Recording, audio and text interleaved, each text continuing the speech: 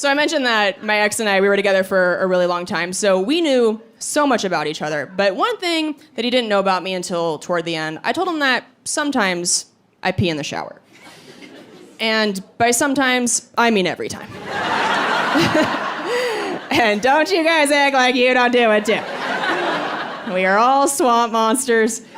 There is no drug in the history of time with a higher addiction rate than peeing in the shower. Okay? You think you're better than that, you think you're above doing it, and then you let yourself do it one time. And you're like, well, I guess I'm doing this every day for the rest of my life. It is the best. I feel like I'm on vacation every day, just carefree living. And I thought that he and I were gonna bond over it, you know? Like maybe we had the same dirty little secret. And instead, he was like, what? Oh, gross. That means every time I shower, I've just been standing in your pee. I was like, I do it while I'm showering. Like, the water takes it down the drain immediately. You're acting like I walk into our bathroom, drop my pants, stand in the shower, and just piss on dry porcelain like a serial killer.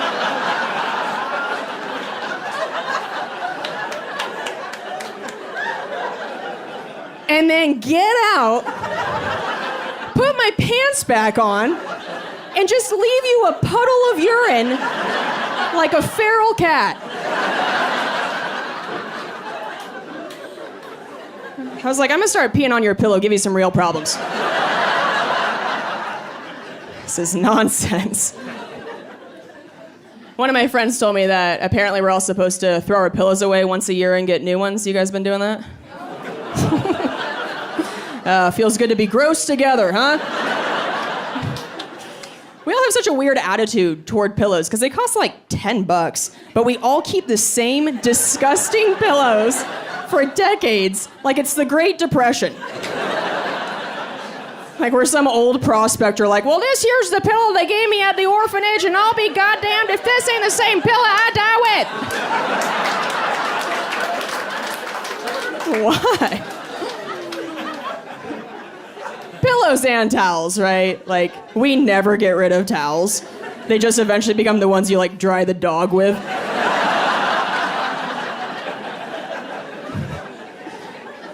Why are we holding on to so many? Do we all think we're gonna have, like, a home birth someday? I'm gonna sop some stuff up.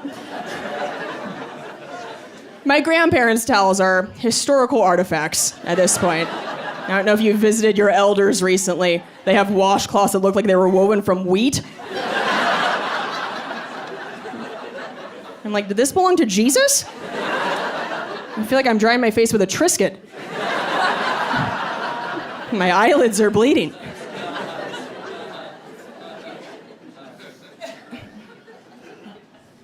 So I got on dating apps for the first time last year, and they let me onto the celebrity dating app, which, listen, obviously they use the term celebrity real loosely, okay? If they saw my wiki feed, they'd be like, absolutely not. She can't sit with us. Yeah, they let in somebody who's 32 and still shops at Forever 21, so I for sure tricked them. I know that store is trash, but I just can't stop going. I just love it so much. The last time I was there, I told the girl at the register that I found a makeup stain on this tank top I wanted, and I asked if I could get a discount, and she just stared at me with dead eyes and was like, "It's already only $2.99."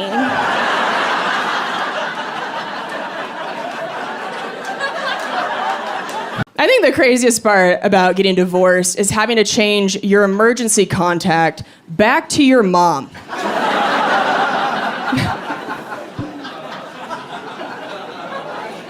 It would be less embarrassing to use a stranger from Craigslist, truly.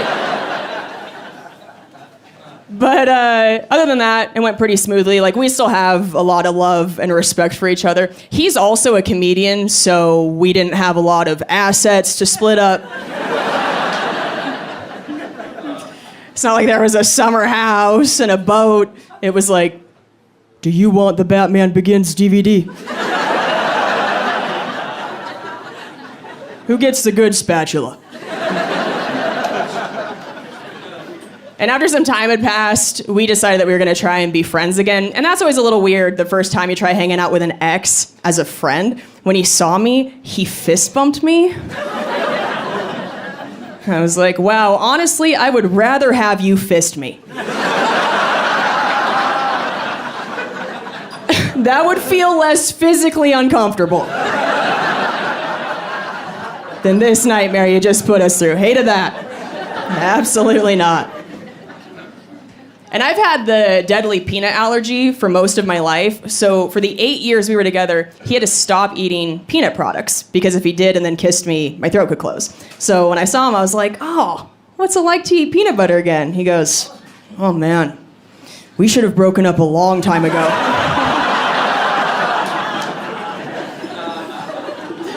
I don't even blame him. Have you had peanut butter? I can't compete with that. I hate that the person I'm with has to give that up. That puts way too much pressure on me to be worth the trade-off, right? Like, you're gonna rob a man of Reese's for the rest of his life? You better be pretty open-minded in the bedroom. Gonna make a man stop swallowing something delicious. Well, get ready to start swallowing something gross.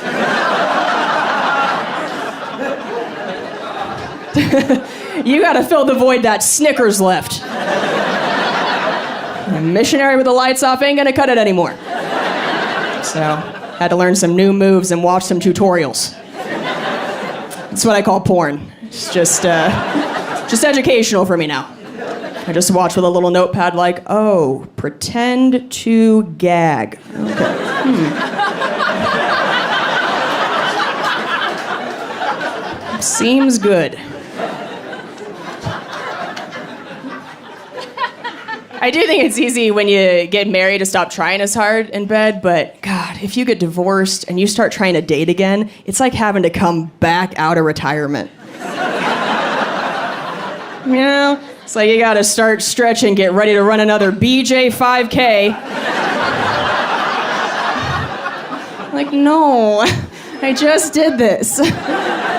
Somebody moved the finish line back another 10 years. Ugh, can't even see it. Do we have any married people here tonight? That was a pretty sad sound.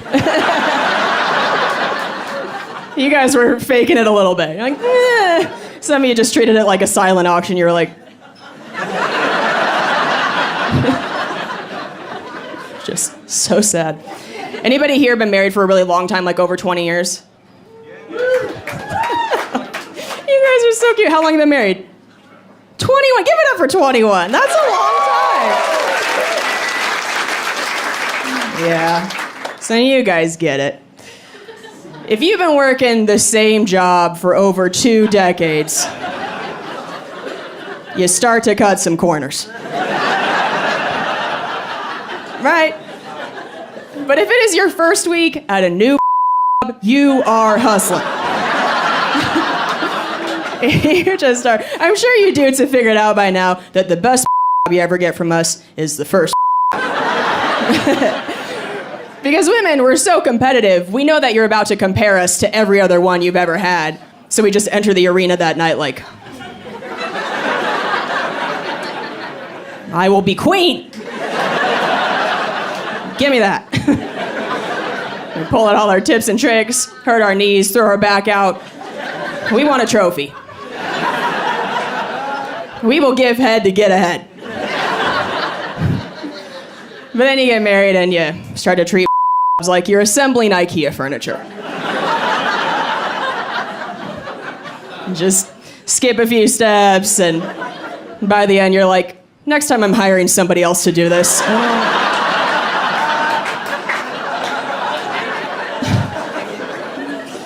A little righty-tighty, lefty-loosey, let's get the hell out of here. We gotta go to Costco.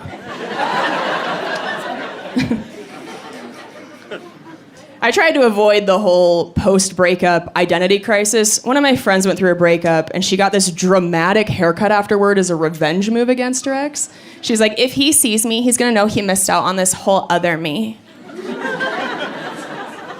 Like a guy has ever seen a haircut and been like,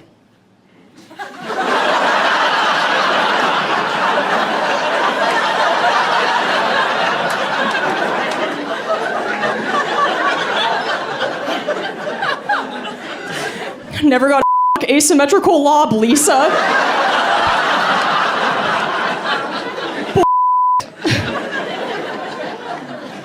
You guys never know when we change our hair, right? You're not even observant of yourselves. Before the divorce, I was cuddling with my ex, and I felt like my leg had been stabbed. I looked down. His toenails looked like he cut them with his teeth. They're all jagged, like he could unlock a secret door in a haunted house. I was like, do you have a best friend with a matching jagged toenail and you put them together to make a best friend necklace? Is that what you're doing? He turned his toe into a prison shiv. And I was like, what is this? He goes, I just didn't notice. Oh, I sure did. When you shanked my Achilles tendon. I'm bleeding out. Because I feel like this stuff only gets worse with you guys with age. Like, we've all seen the really old men with thick tufts of raccoon hair growing out of their ears. I'm sure that guy's wife has been telling him to trim it for years and he just can't hear her. Like, what? It's like yelling into a fan. It's coming right back in your face. I just sat next to a very old man on a plane recently, and I had my notebook out, and he leans over and goes, it's nice to see somebody writing and not on their phone.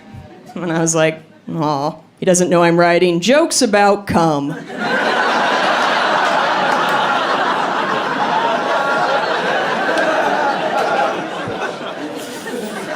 I was like, oh, suddenly Candy Crush doesn't seem so bad, huh, Wendell? And I booped him on the nose. Love that, Wendell.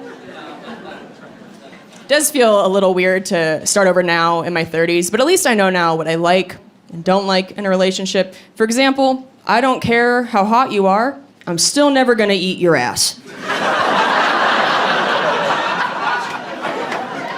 Not a fan of the devil's chocolate.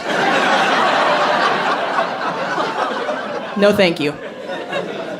And I'm fair about it. I don't ask anybody to eat mine either, okay? There's no need. Women have a lot of holes down there. It's like a mini golf course. Just skip the one that's in a lagoon. Just don't even look at it. I do think I made an actual good choice recently. I just quit being vegan after a year and a half of doing it. I'm back, baby! I'm back in these meat streets. Oh, man, does it feel good to have friends again? Yeah, no one wants you around. My ex-husband and I, we went vegan together on January 1st, 2020. And then 2 months later, we were divorced. Am I saying that veganism ruins marriages? Yeah, I am. But if we kept on eating nachos, we would have been too happy and too sleepy to notice our problems. There's not a lot of divorce in the Midwest. People think it's religion. It's cheese curds. Cheese can do what God can't.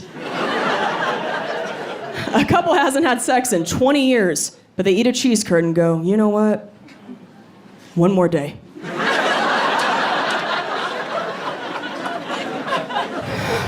I'll think about divorce tomorrow, but right now, I'm gonna face fuck this cheddar. I'm gonna get lost in this plate. So, I just saw something online that burned my eyes. I just found out that I'm on WikiFeet. Does anybody here know what WikiFeet is? A few of you nodding. A lot of dudes that are like, don't make eye contact with me right now. If you don't know what WikiFeet is, it's a website for people with foot fetishes. So women, if you post a photo on Instagram that shows your little tootsies, the foot folks might do a copy and paste onto WikiFeet and then zoom in on your toes and make their keyboard sticky. I know. It's like scrapbooking for men who need Jesus. It's a nice hobby. I know that sounds like I'm kink shaming. I'm really not trying to. Honestly, I am so jealous that some people can get off from that. Like, I wish I could just stare at a dude's hairy kneecap. and get tingles in my basement. What a life. I would live on Wiki knees. Oh, I would get nothing done. So much harder than that. So somebody told me that there's this profile of me on Wiki Feet, and at first when I heard that, I was like, oh, does that mean I have hot feet? I'm so flattered. Then I went and looked. I saw that the foot fetish community has rated my feet only 2.3 out of 5 stars. Which they call okay feet. I was like, oh, apparently I have Applebee's feet. It's like, you'll put it in your mouth, but you won't tell anybody about it. Kind of a 2 for Tuesday deal. And a few months before the pandemic hit, some dude slid into my DMs and just said, $2,000 for foot vid. Now, Denver, make some noise if you would send a video of your feet to a stranger for $2,000.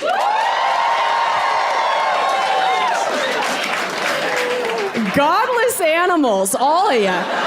My ears, Jesus. Some of you just throw your areola up on Facebook for $1.